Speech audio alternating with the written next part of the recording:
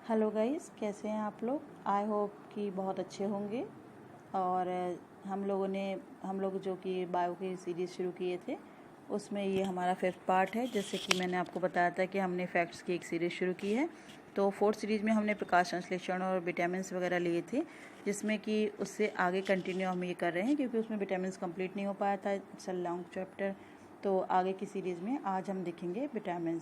ठीक है, तो विटामिन्स ये सुमेलित वाला हमारा पार्ट था, जिसमें कि हमें देखना है कि विटामिन से सुमेलित है कैरोटीन, एंजाइम हो गया पैप्सिन, हार्मोन हो गया टेस्टोस्टेरोन एंड प्रोटीन हो गया केराटिन। आपको ये मिलाने के लिए आएगा, ठीक है, जिसमें कि अभी तो ये सामने सामने लिखे हैं, बट जहाँ एग्ज़ाम में आपको ये मिलाने के लिए आएगा तो आपको इसको ऐसे ही लर्न करना है। ठीक है, केला जो एक फल के रूप में अत्यधिक मूल्यवान भोज्य पदार्थ माना जाता है कि 100 ग्राम में होता है ऊर्जा की 116 किलो कैलोरी। ठीक है, प्रोटीन की अधिकतम मात्रा पाई जाती है सोयाबीन में। सबसे अधिक प्रोटीन पाई जाती है सोयाबीन के दाने में। ठीक है, आपने सोयाबीन तो आप खाते होंगे, तो उसमें सबसे ज़्यादा पाई जाती है। फिर अरहर की दाल वगैरह में भी पाई जाती है, वो उसमें भी हाई प्रोटीन होता है। चावल, मूंगफली, सेब में सबसे अच्छा स्रोत होता है मूंगफली। ठीक है, प्रोटीन और वसा दोनों की प्रचुरता होती है मूंगफली में। बाल जिस प्रोटीन का बना होता है उसको कहते हैं केराटिन। जो हमारे नेल्स होते हैं, हमारे जो हेयर होते हैं, वो केराटिन के बने होते हैं। प्रोटीन की प्रचुरता वाले खाद्य पदार्थों में उपस्थित अमीनो एसिड्स टायरोसिन के बारे में सत्य नहीं है। क्या सत्य नहीं है? कि ये बुढ़ापे में उत्तरदायी मुक्त मूल को यानी कि फ्री रेडिकल्स के विरुद्ध रक्षा कर सकता है, जबकि ये ऐसा नहीं है। रोटी में गेहूं में रोटी बनाने के गुणों को प्रभावित करने वाला पदार्थ होता है ग्लूटिन। एक कठोर परिश्रम करने वाले पुरुष की दैनिक ऊर्जा की आवश्यकता होती है 4000 किलो कैलोरी, जो कठिन परिश्रम करते हैं उनकी। ठीक है, एक गिलास पानी पीने से मिलती है हमें 0 कैलोरी। ठीक है, इसलिए हम लोग पानी कितना भी पी सकते हैं, डोंट वरी। जो लोग थोड़े डाइटिंग कर रहे हैं उनको डरने की ज़रूरत नहीं है, बल्कि पानी तो हमें ज़्यादा से ज़्यादा मात्रा में पीना चाहिए, है ना। भोजन का एक प्रमुख अंग होता है कार्बोहाइड्रेट। लंबे समय की कसरत का मुख्य ईंधन होता है कार्बोहाइड्रेट। ठीक है, और हमारे शरीर में अम्लता और क्षारकता यानी कि एसिडिटी एंड बेसिडिटी के बीच जो तत्व संतुलन बनाए रखता है वो होता है फास्फोरस। ग्लाइकोजन, एमिनो एसिड, वसा, टोकोफेरॉल में वह यौगिक जो मानव शरीर को संग्रहित नहीं रहता है वो होता है एमिनो एसिड्स। ठीक है, जामुन, करौंदा, लोकार्ड, अमृत में से जो लौह प्रचुर मात्रा में पाया जाता है वह होता है करौंदा। निम्नलिखित खनिजों पर विचार कीजिए। कैल्शियम, लौह, सोडियम।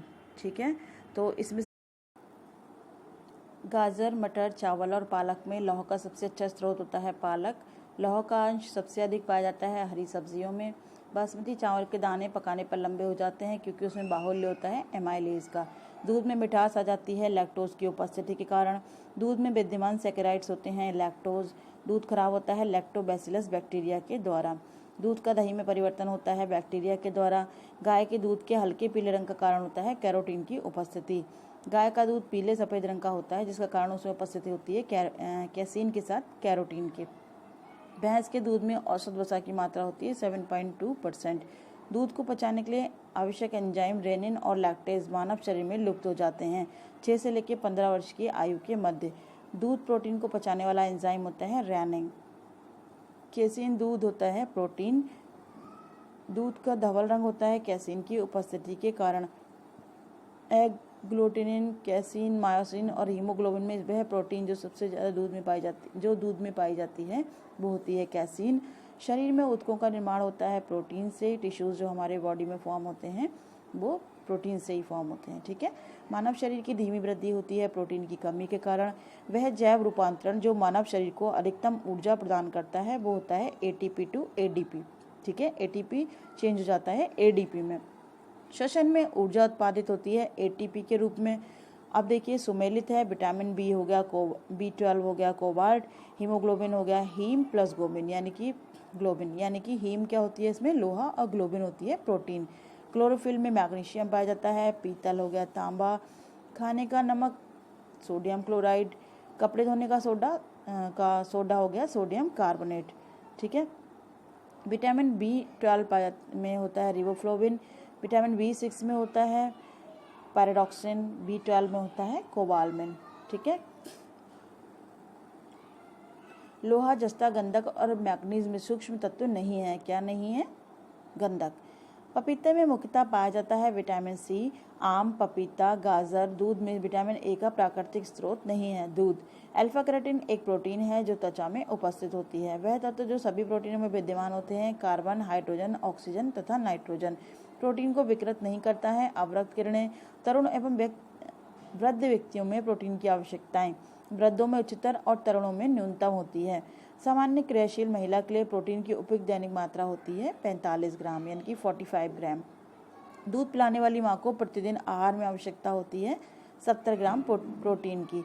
वह कम मोटा होता है, उसमें रोगों को प्रतिरोध करने की क्षमता अधिक होती है, उसे विटामिन और प्रोटीन अधिक मिलते हैं, उसकी लंबाई में असामान्य वृद्धि होती है। बोतल का दूध पीने वाले बच्चे की तुलना में माँ का दूध पीने वाले बच्चे की जो विशिष्ट लक्षण होते हैं वो होते हैं 1, 2 और 3। स्टार्च होता है एक पॉलीसैकेराइड। दोनों का वानस्पतिक उद्भव है, दोनों बहुलक हैं। आयोडीन के साथ दोनों रंग प्रदान करते हैं, दोनों ग्लूकोज अणु से निर्मित है।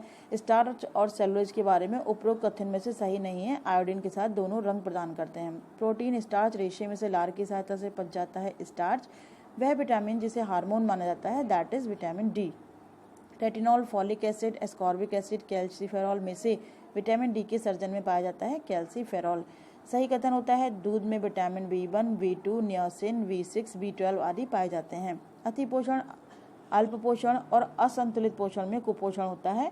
अल्प पोषण और असंतुलित यानी कि अगर आप ठीक से खाएंगे पिएंगे नहीं तो आप कुपोषण के शिकार हो सकते हैं। ठीक है, अब है कि इसको हमें कथन पे विचार करना है। मानव भोजन में वसा अम्लों का एक भाग होना चाहिए। सामान्य भोजन में 75 ग्राम वसा होनी चाहिए। मानव शरीर कोशिकाएं किसी भी प्रकार के वसा अम्लों का संश्लेषण नहीं कर सकती हैं। आवश्यक वसा अम्लों की अनुपस्थिति से न्यूनता रोग होते हैं। इसमें से सत्य कथन होता है फर्स्ट, सेकंड एंड फोर्थ। अलसी प्रचुर स्रोत होता है ओमेगा 3 वसीय अम्ल का। अल्फा लिनोलेनिक एसिड यानी कि 18 कार्बन युक्त ओमेगा 3 फैटी एसिड का सर्वोत्तम स्रोत होता है अलसी। दूध में प्रोटीन, कार्बोहाइड्रेट के अतिरिक्त पोषणदायक अन्य तत्वों में सम्मिलित रहती है कैल्शियम और पोटेशियम। विटामिन बलवर्धक तत्व हैं जिनकी अच्छे स्वास्थ्य के लिए थोड़ी मात्रा में आवश्यकता होती है। विटामिन हानिकारक बैक्टीरिया को मारकर शरीर को स्वस्थ रखने में सहायता करते हैं। ए सही है परंतु आर गलत है। मानव आहार में ग्लाइसिन, सेरिन, टायरोसिन अनिवार्य रूप से शामिल होना चाहिए यानी कि अनिवार्य एमिनो एसिड मानव शरीर में संश्लेषित नहीं किए जा सकते। ए गलत है परंतु आर सही है। सभी अनिवार्य एमिनो एसिड उपस्थित होते हैं सोयाबीन और पशुओं से व्युत्पन्न खाद्य पदार्थों में पाए जाने वाले प्रोटीन में। हमारे शरीर में त्वचा तल के नीचे विद्यमान वसा अवरोधक का काम करता है शरीर की ऊष्मा के क्षय के विरुद्ध। कार्बोहाइड्रेट, वसा, प्रोटीन और खनिज में वह जिसके चयापचयी प्रक्रम में से अधिकतम ऊर्जा मिलती है दैट इज वसा यानी कि फैट। अधिकांश प्राणियों के जीवित पदार्थ का लगभग 80% भाग होता है प्रोटीन। असंतृप्त वसा संतृप्त वसाओं की तुलना में अधिक अभिक्रियाशील होते हैं। असंतृप्त वसाओं की संरचना में से केवल एक आबंध होता है यानी कि बॉन्ड होता है। ए सही है लेकिन आर गलत है क्योंकि असंतृप्त यानी कि अनसैचुरेटेड वो तभी होगा जब उसके पास एक से ज़्यादा बॉन्ड होंगे। अन्य पशुओं के मांस की तुलना में मछली का उपयोग स्वास्थ्यकर माना जाता है क्योंकि मछली में होता है असंतृप्त वसा अम्ल। ठीक है,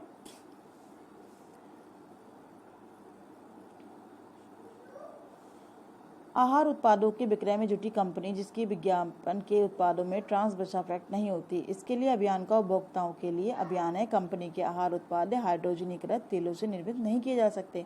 कंपनी के आहार उत्पाद पशु उत्पन्न वसा तेलों से निर्मित नहीं किए जा सकते। कंपनी के द्वारा प्रयुक्त तेल संभवतः उपभोक्ताओं के हृदय वाहिका को क्षति नहीं पहुँचाएगा। इनमें से तीनों कथन सही हैं। ठीक है फ्रेंड्स, तो आज हमारा ये 5th पार्ट कंप्लीट हो रहा है और इसके बाद हम 6th पार्ट में लेंगे अंतःस्रावी ग्रंथियाँ। ठीक है, और एंड हार्मोन। तो ग्रंथियाँ और हार्मोन पढ़ने के लिए आप हमारा 6th पार्ट को ज़रूर देखिएगा। ठीक है, till then bye bye, take care. आप सब अपना ख्याल रखिए। Okay, bye bye.